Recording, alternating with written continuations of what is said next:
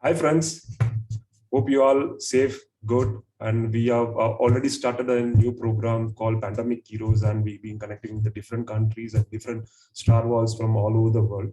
Again, I have an idea came up that we want to have some specific topics where our experts around the world can come and talk about some kind of inputs which you can able to implement in your own business and as well as growth your prospecting and other things. So I recently connected with a study group and I learned a lot of things into our international study group. I met Mr. Kobus over there from South Africa. I learned a lot of things. And one specific area I learned about is the center of influences, how we can become a advocate. So I connect with him. So want to be in, get whatever the ideas he was having to give our international community. So we just want to connect with him for doing it. Before I'm connecting with Kobus, I'm taking a short introduction about him. I'm sharing his profile.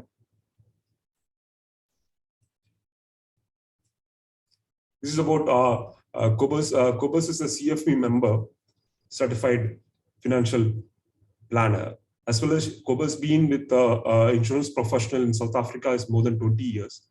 So he will be sharing about his another thing, and he also is part of MDRT committees, different committees, and he been with the COT member, TOT member, a life member. And also, he been worked so hard to create more voluntary works in MDRTs and give leadership positions also into that. And even I am admire about I work under him, and I learned a lot of things when he been a DGA. And apart from that, Kobus has been released more than 200 articles about different kind of sales-oriented articles. So I'm impressed you about to listen about, and he also written the books about 5 books. So again, I'm going to ask about the questions, what are the things where it will be useful for the members. And again, so now I'm going to connect with Kobus.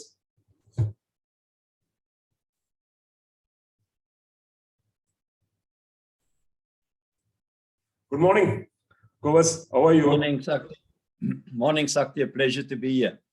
Thank you, Kobus. Happy to connect with ILLC. This first program is learning from the experts. And I'm happy you've been part of this particular program.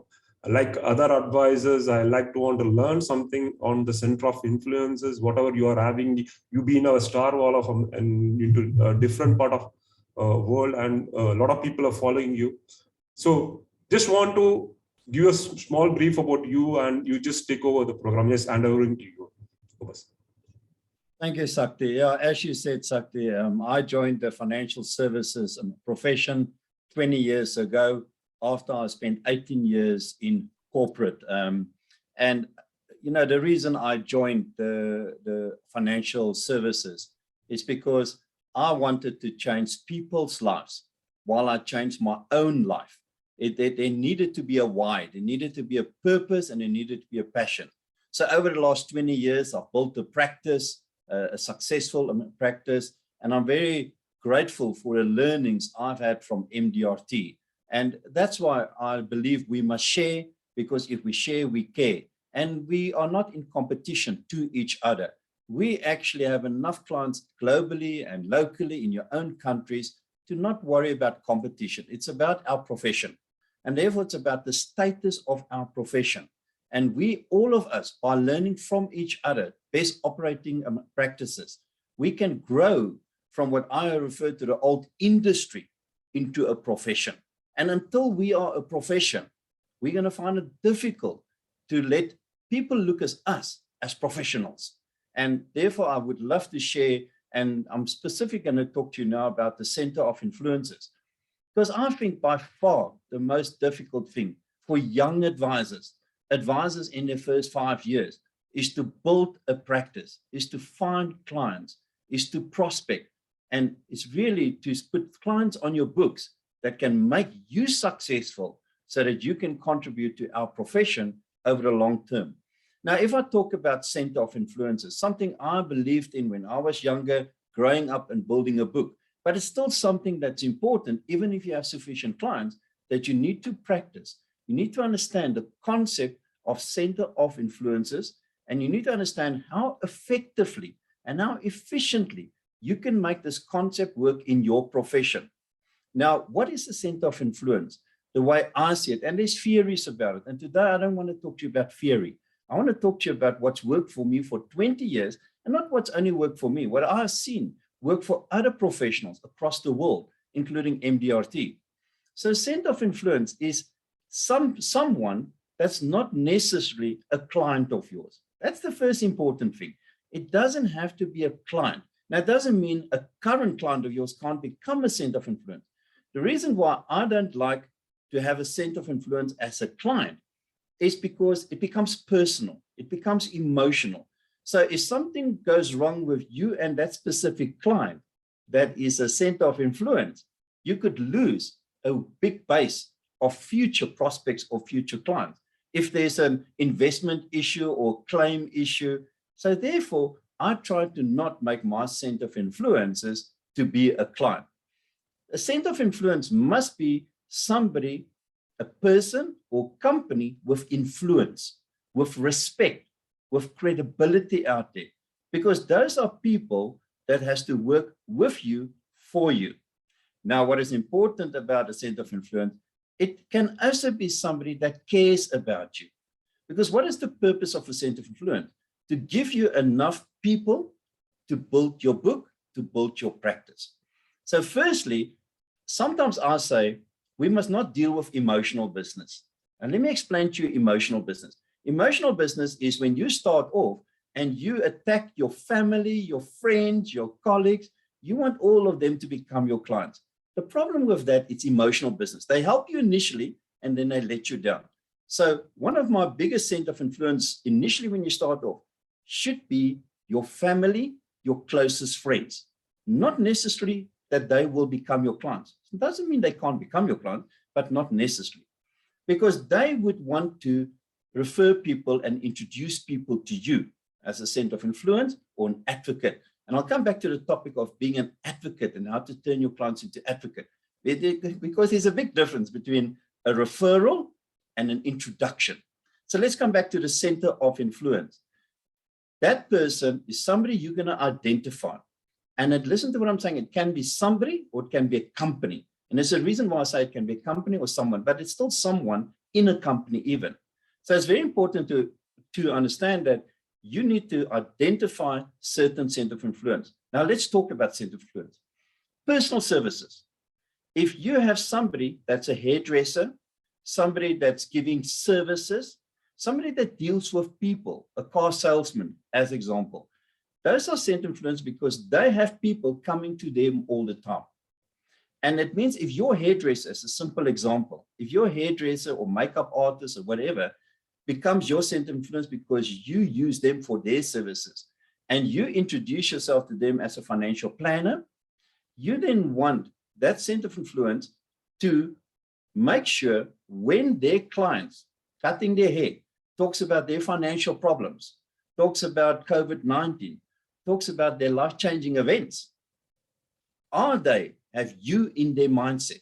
So that if that client of the hairdresser talks about a financial problem or need a policy or need investment, Kobus Klein's name will come up first.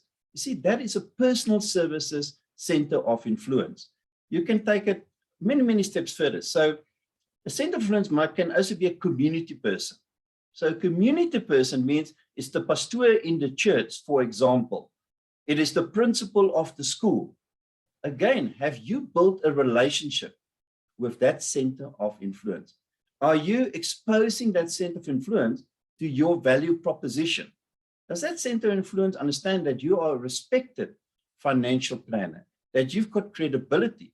Because the last thing a center of influence wants to do is introduce you to a friend, to somebody in their church, to a member of the community, and then you let them down.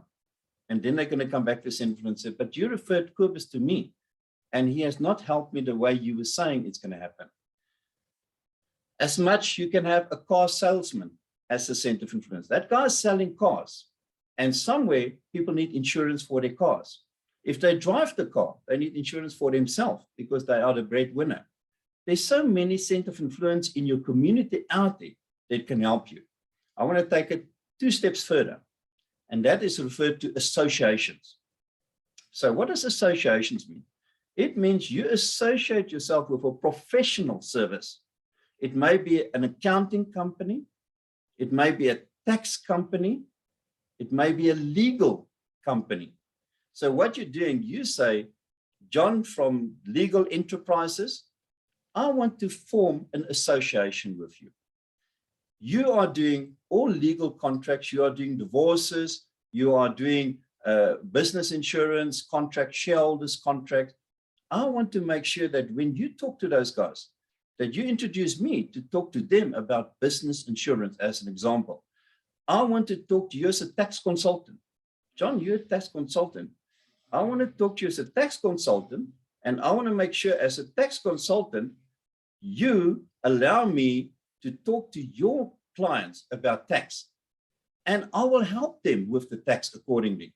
And so you have an accounting company where you have small, medium enterprises companies. And the important thing about small, medium enterprises companies is that they have clients, and they have clients called small, medium entrepreneurs. That's the base you want to try to work on. So you see how important it is to form associations with those type of professional companies. Now I want to take you to a bigger one, the one that's supported me in my first 5 years and still today very well. And that's called a company center of influence. So imagine now you have a client in a big corporate company in India or anywhere else. And that client that you have been doing financial needs analysis and financial planning on, that client is in a position to introduce you to the human resources management or to the payroll management at your company. So what you now have, you don't make that human resources manager your client. No, you just tell that human resources manager your value proposition. By telling them the value proposition, they have 1,000 employees in that company. Every employee belongs to a company retirement fund, a provident fund, a pension fund, for example. It's important to understand that that human resource manager must see you as the go-to person when somebody resigns, when somebody retires, when somebody are fired even, because that people have got capital funds in that fund, in that company retirement fund. And can you imagine, you can start dealing with them to do the preservation of the fund, to put them on retirement. So that is a huge center of influence, because you can identify 5 companies, 6 companies, 10 companies, and you want to identify them to identify those human resources managers. Because one of the employee activities of big companies is to do employee benefits, but also to do employee education. And you may want to talk to that human resource manager and tell him or her, I offer a service where I will come into your company and I can present to 50 of your employees, to 100 of your employees about financial planning, about education financial planning. And I can help them with financial planning. You see the important things of putting that all together? But there's another center of influence that works quite well in big companies. And that is what I refer to as a purchasing manager, as a distribution manager, as a logistics manager. Those are the guys in the company that buy stuff, that buy services, that buys equipment from small, medium companies for their services. Now, can you imagine? You go to that purchasing guy at the big company. Say, you know, John, I just want to tell you that you've got all these business cards. You deal with a lot of small companies. You need those companies to be successful. They are 2 or 3 partners in that company. What do you want to know, John, that those companies are going to survive for the next 10 years?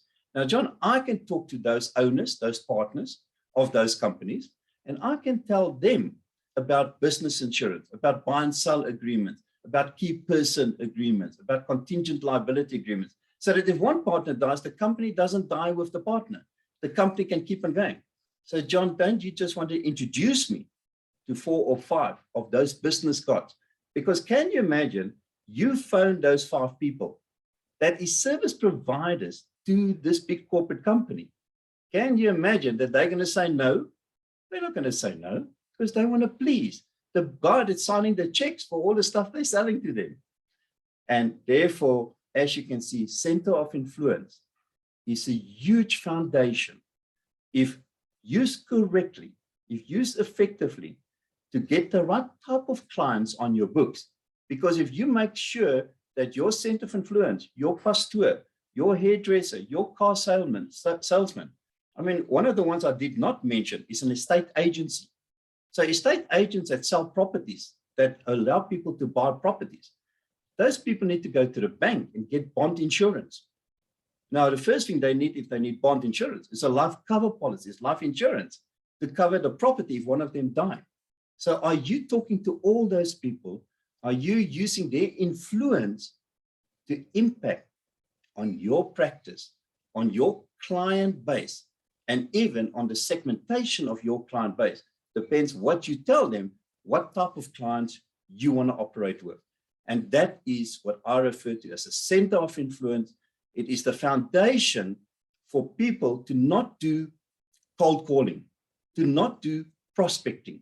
It's the foundation for people to use a name from a credible community person or business person or professional to say, I'm phoning you because John believes I can add value to your financial planning. Good.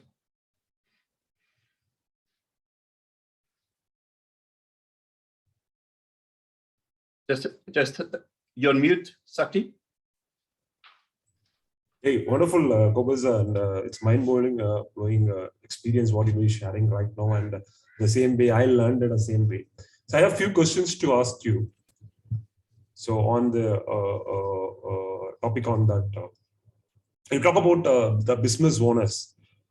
They will go on the taxation, right? So how can we, the advisor, can act like an advocate? So any ideas can they utilize it to that? Meeting the CEO. So one of the things and it's a good point you're bringing up. I have a talk as well, and I've been interviewed many times about how to turn your clients into advocates, because advocates do introductions. Now there's a huge difference between a referral and an introduction, and even a good center of influence can become an advocate for you. But what I want to talk to you about quickly is turning your clients into advocates. And if you do that, if you select 20 clients, 50 clients, it depends on your client base, and you select that 20 or 50 clients that you have serviced so well, those clients are looking up to you. Those clients appreciate what you've done for them on their financial planning process, for their family. You've helped them through the tough times, the difficult times. You've changed their financial planning.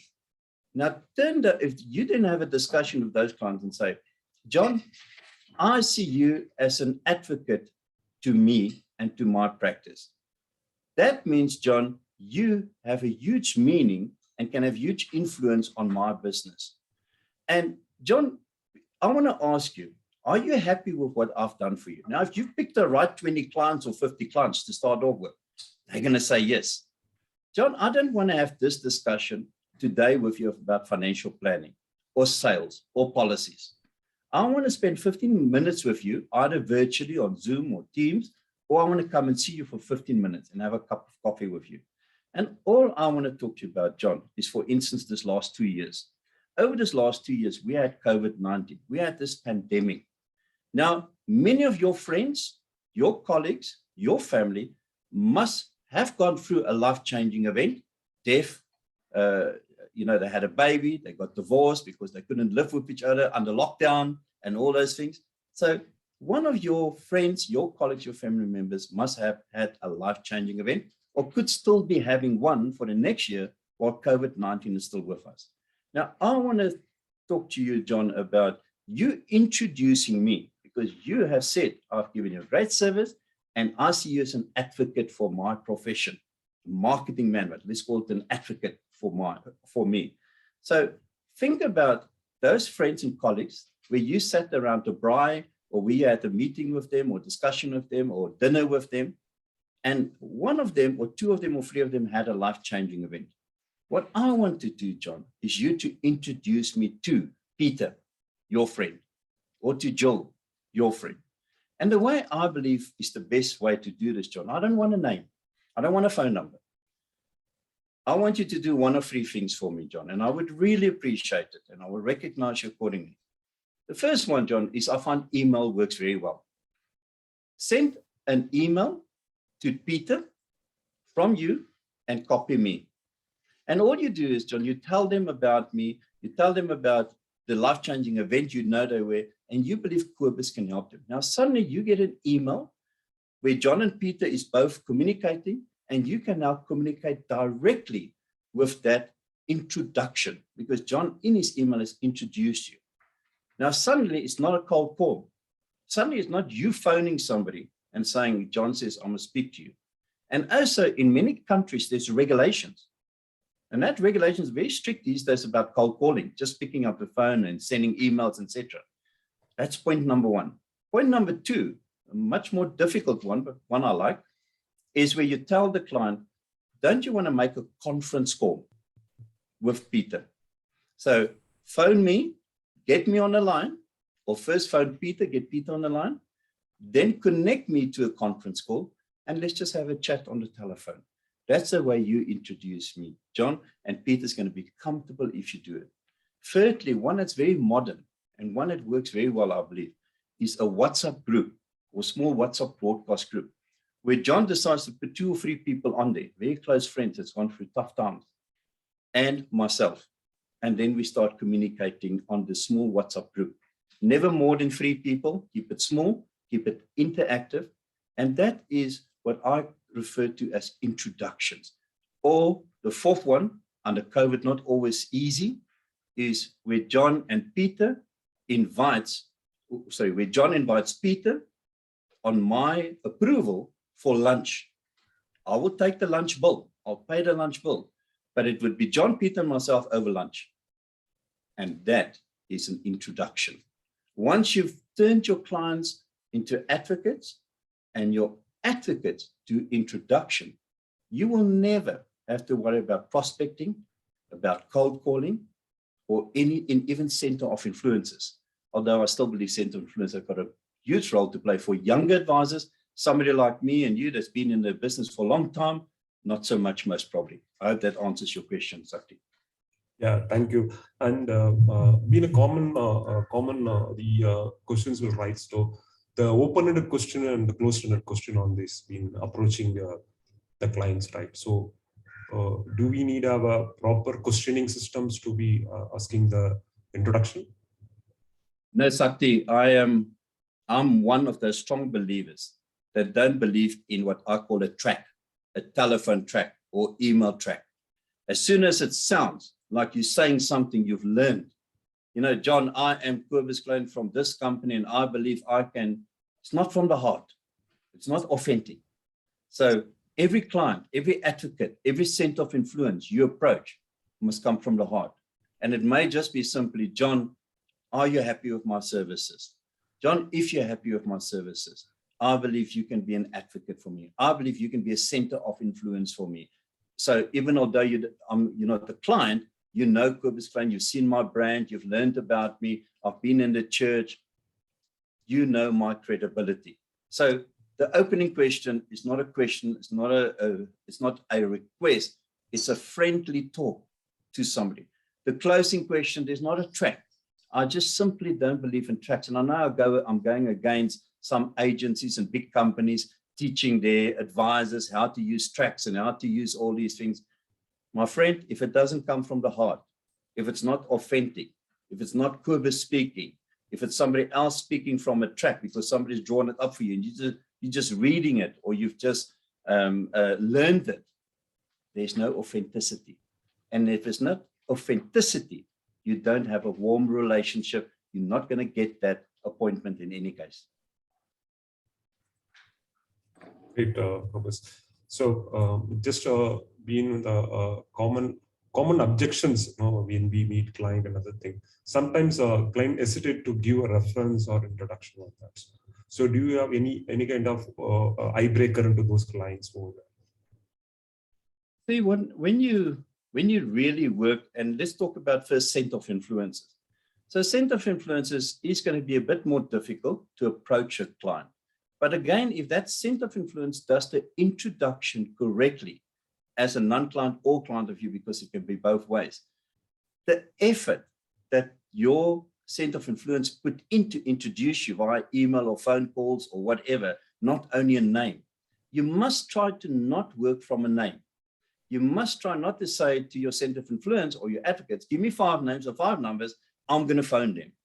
You see, you need to bring it back. You need to bring it from their side, because the more you do that, the less objections you will get. And objections will be there.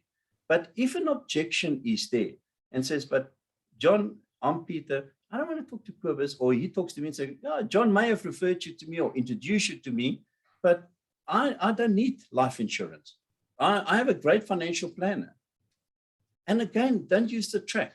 So, Peter, I appreciate what you're saying, but John would not have used me over the last 20 years, over the last 10 years, if he was not very happy and he did not see me as a professional, or the credibility is not there.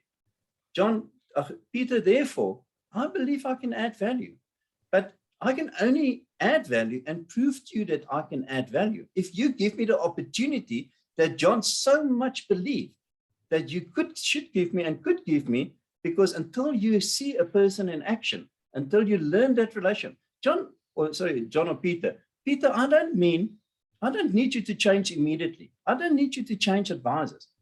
I just want that opportunity to have a chat with you as proposed by John. If you don't like what you hear, Peter, let's can it for now. I will still be chatting to you, still be communicating to you every year or every 6 months. I'll be showing you some information. But the day that you don't have your advisor anymore, the day your advisor goes on pension, the day your advisor dies, I will still be there for you. So again, it's not about objections. It's about your tone. It's about your personality. It's about the way you put yourself forward.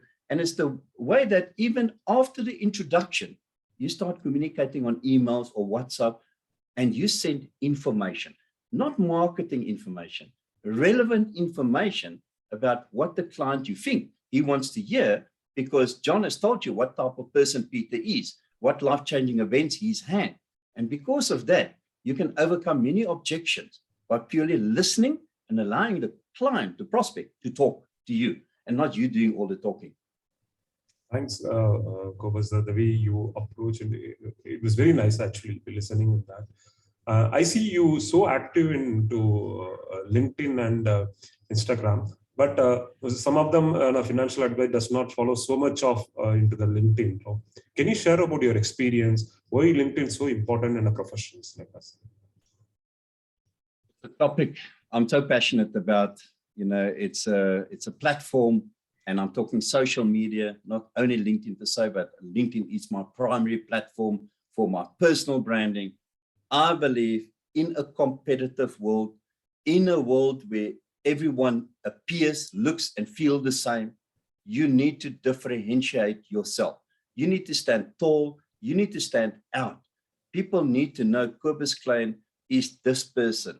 And that is linked to what I refer to as a brand, a personal brand. And people still buy people, Sakti. People don't buy companies or big brands. That is a sub-brand, and that's fine to have, but first have your brand. And the power of LinkedIn, the power of social media is there to brand you both as a financial services provider, a financial advisor, but also as a financial professional, and to brand what you do in your profession. Because people need to see the different Kobus Kieyn than a Sakti or anybody else. Now, what is more powerful than when people have in their hands, in their palms, a captured cell phone, because it's captured to their hands, and they want to open LinkedIn, they want to open Facebook, all of those things. Somehow you need to get yourself in the face of their hand, in the face of their telephone or their laptop. And that is where LinkedIn and personal branding related to LinkedIn comes in. But people must not see LinkedIn as the sales mega tool, because it's not a Facebook. LinkedIn is a professional tool. People must see LinkedIn as building a virtual relationship, because as you've built that virtual relationship after either following, and the best is to first follow somebody you want to connect to, interact with somebody for 6 months while you're following that person. And over time, if that person does not ask you to connect because you have commented on their profile, on their birthdays, on their promotions, on their posts that they've done, then you will send them a connection. Now you're turning a virtual follow connection into a virtual active connection. That doesn't mean you must immediately send them an email from LinkedIn saying, I want to do your financial planning. No. Now you need to become a thought leader in their eyes. You need to become an authority in their eyes. You must become a presence on their profile. And once you've done that for 3 months to 6 months, yes, it's a long process. Then, and you've commented and you've now got access, you've emailed him a couple of comments on his post and so on. Now suddenly you will either if you do it right, they will ask you to start talking to them about financial planning because you've put an article on LinkedIn about critical illness, severe illness, disability, estate planning, retirement planning, tax planning. They have read the benefits of a retirement annuity for tax planning. They have read the benefits of a life insurance policy in your estate planning for estate liquidity. Now, you see, if you do that and you become the thought leader, you should become the go-to person on LinkedIn for clients and prospects. And you need to make sure your clients is firstly connected to you on LinkedIn because that becomes a bigger center of influence. And then you need to make sure those clients talk to you about your profession on LinkedIn to other people as well. And when somebody talks about financial planning, say who, and then they say, Kobus is the guy you should contact. So LinkedIn to me is about personal branding, authority, thought leadership, and making sure you're in the face in a nice manner. Because on LinkedIn, you must always be positive, positive, positive. You must never be negative, and you must always comment in a positive manner. Thanks, Kobus. And I have a separate plan to have a program up to what are the benefits of LinkedIn and social media. So soon we'll have one more program to that one. Now moving to some kind of questions as an advisor, like to want to ask you. You've been with so successful advisor for 20 years. What motivates to continue your same work? Do you follow any one habit regularly and keep yourself active? Sure. I believe in habits. There's nothing stronger than habits. And interesting, and there's many philosophies about how you form habits, but habits takes approximately 66 days to change a mindset, to change your mind thought, your mindfulness, and mindset specifically. And I mean, over the last 2 years, all our countries have been in lockdown. We've been in hard lockdown, different levels of lockdown. It was a great time to form habits. So for instance, I believe your day should be a habit. You must wake up in the morning, doesn't matter if you're at work, working from home, working from anywhere. Are you waking up at a good time to fulfill your day's destiny? Are you, when you wake up, getting yourself times to meditate or to smell the roses for 20 minutes in my garden? And I have roses in my garden. I have a bench and I sit on there for 20 minutes and I just smell the roses and get my mind open. I'm looking at it now.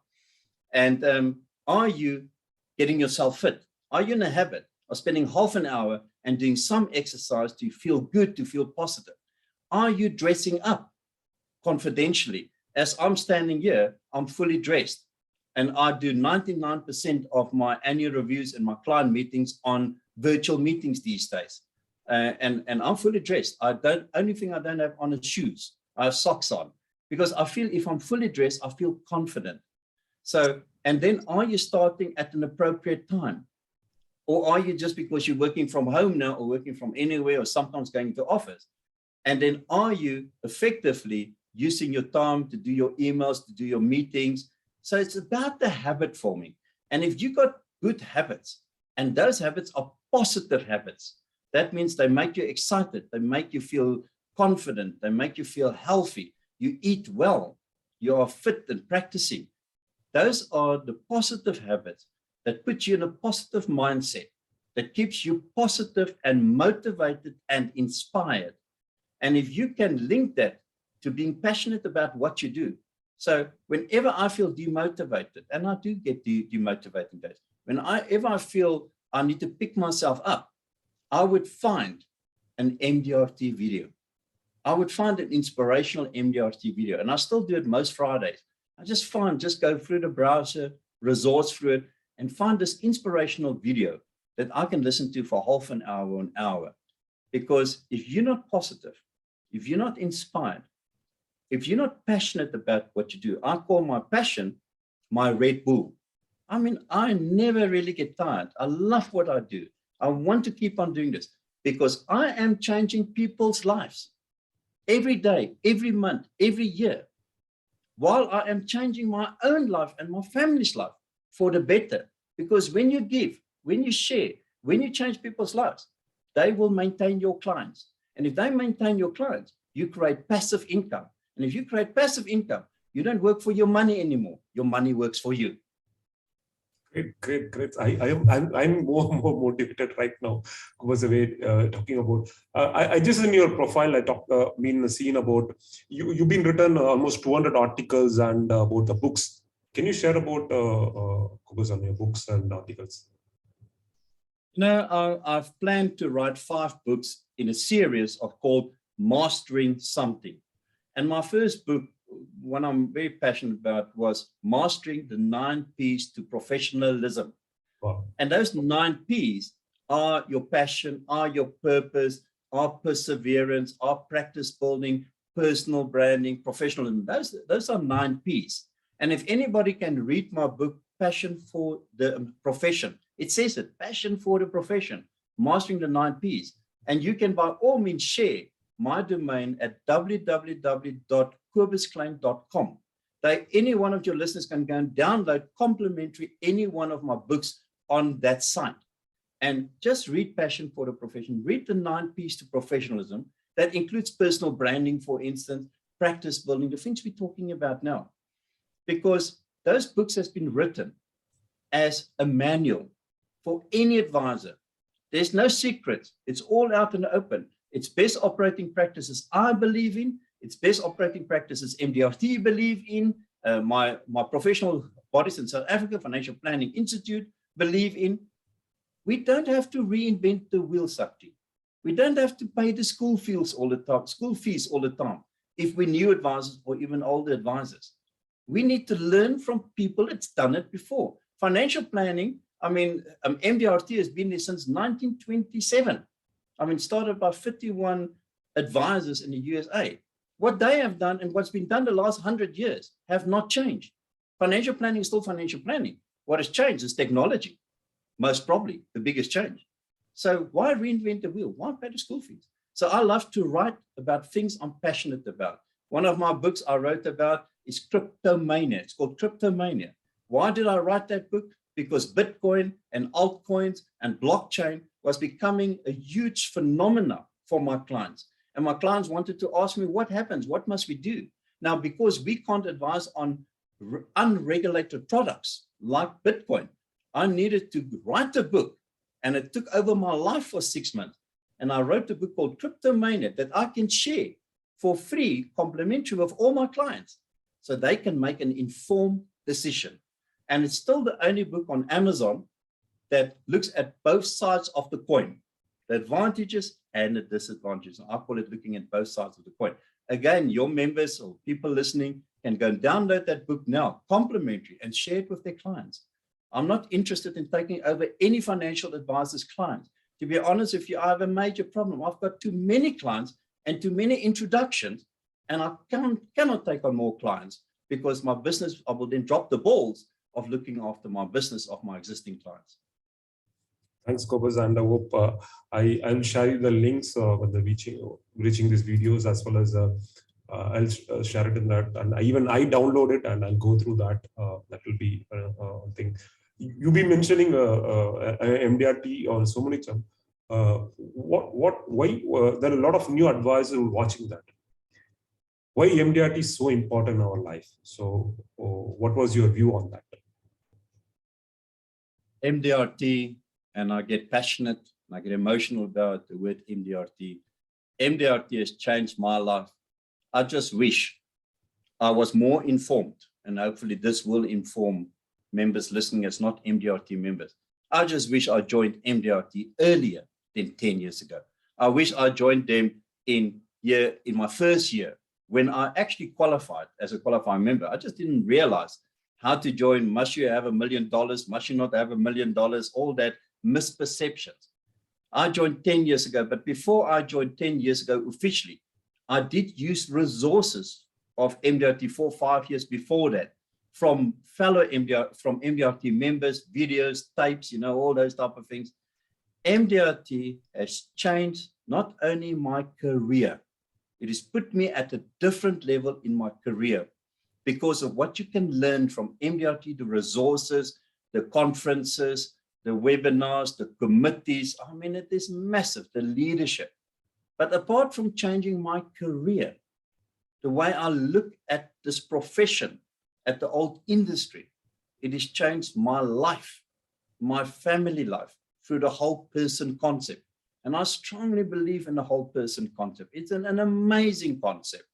And if you're not an MDRT member, you would not maybe understand what I'm trying to say. You would maybe not appreciate what I'm saying. But, you know, there's the saying from a very famous saying, one small step for mankind, one big, I call it one small step for an advisor, one giant leap for our profession. Because MDRT is professionalizing globally our industry into a profession. With over 95,000 members from over 80 countries, there's a huge base of MDRT members building up. And those MDRT members are talking to non-MDRT members or being mentees for fellow advisors.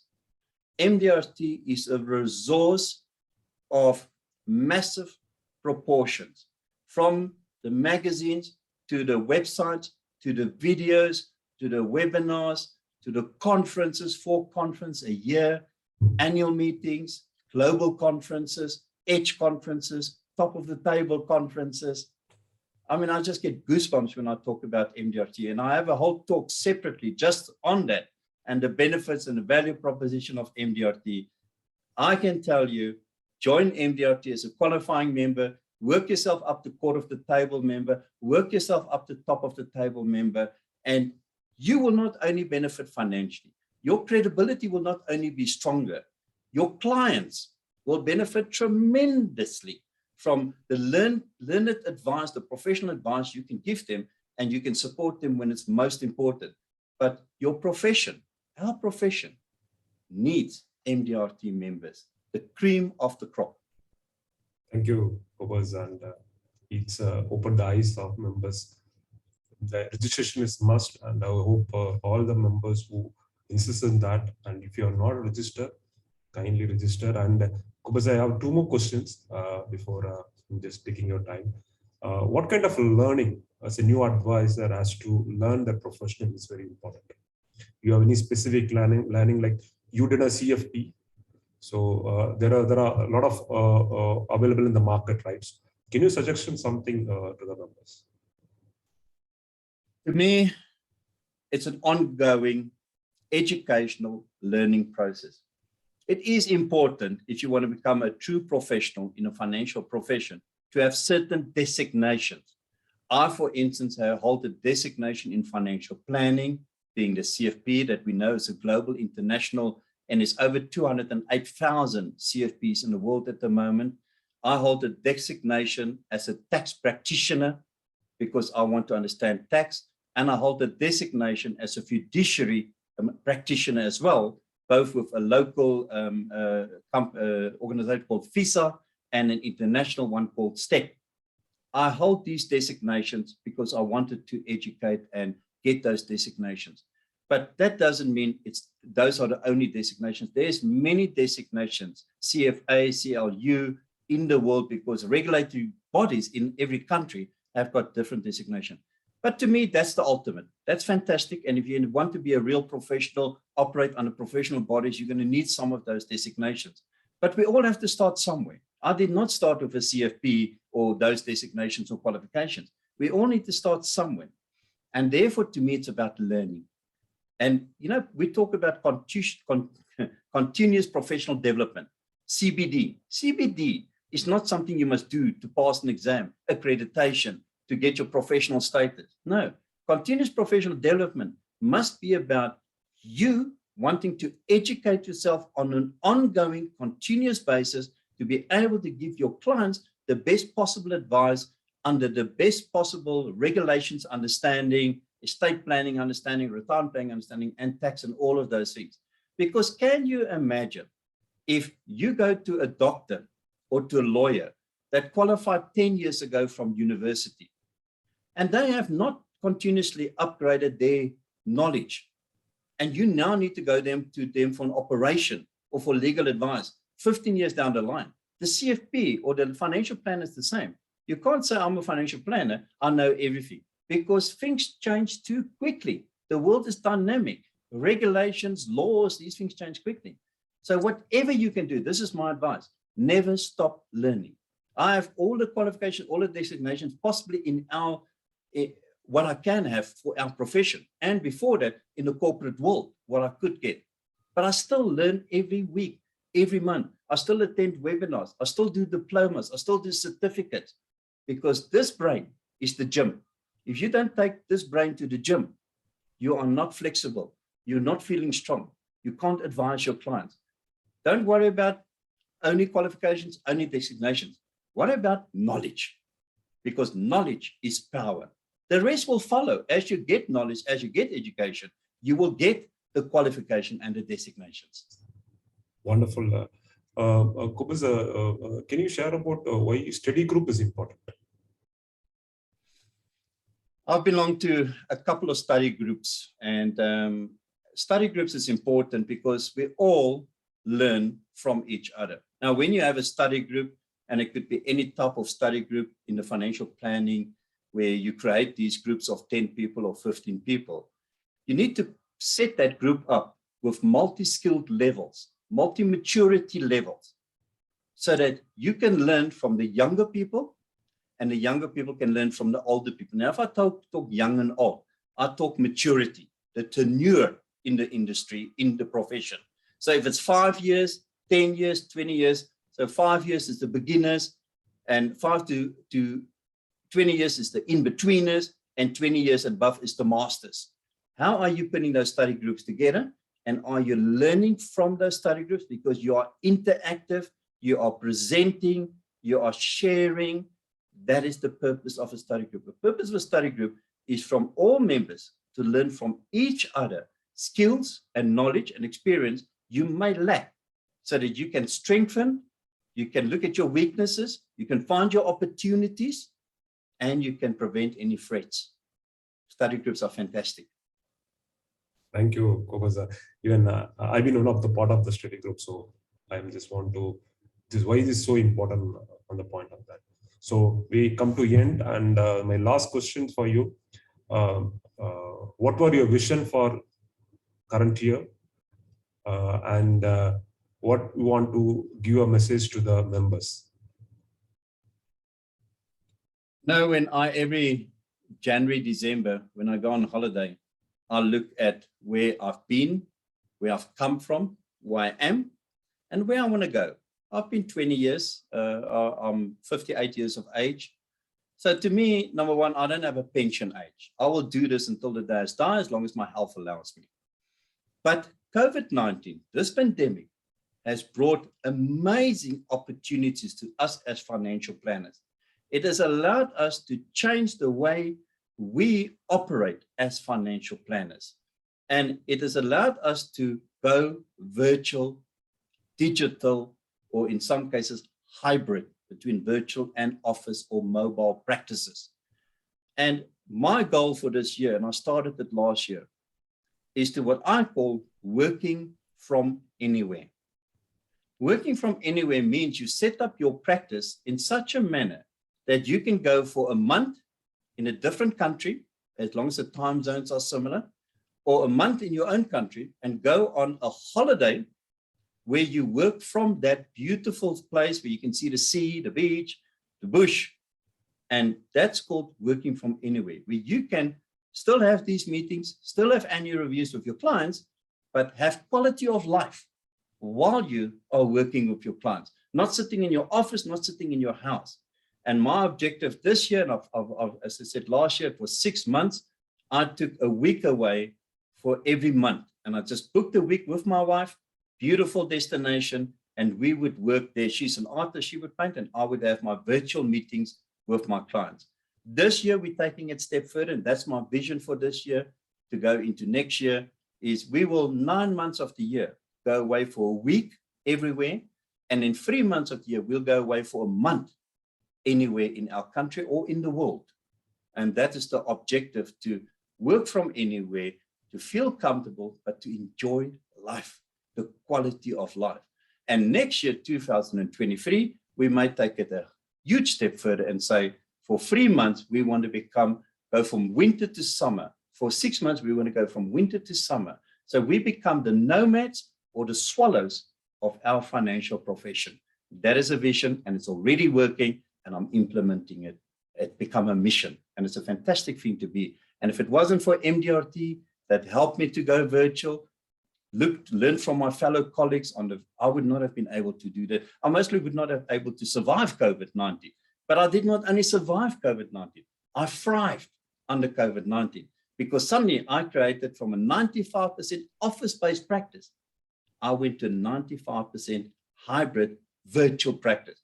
Indeed, today I'm a 99% virtual practice, working from anywhere. Great, great, great. So I also supposed to plan like that and travel wherever the place, and will connect with you. And one thing I was learned about today was we used to interact a lot of things, but the way you approach, the way you're confident, that any professional of advisors, they need a more confident, and they have to do a proper planning what you are going to be in the future. So I follow the systems where to-do list, and I write a lot of things in to-do list and connect with another thing. The purpose of the interviews and purpose of this activity is that the blessed learning from the other members, we can adopt it, and then we can able to follow it from that. Actually, even I have a lot of questions in my mind. So for the time concerns, I'm going right now for this particular program. I will be connecting you back about the LinkedIn, social media, and importance of MDRTs, and why this profession is so important to grow, and about different topics. We will connect with you, Kobus, for that. So thank you, friends. Wonderfully, we've been connected today, and Kobus has given a lot of idea sharings. Hope it will give you a lot of input on yourself. See you on the next program with a wonderful speaker again. Thank you so much. Thank you, Kobus, for joining us today. Thank you, Sakti. I really appreciate it. Have a wonderful day. Thank you.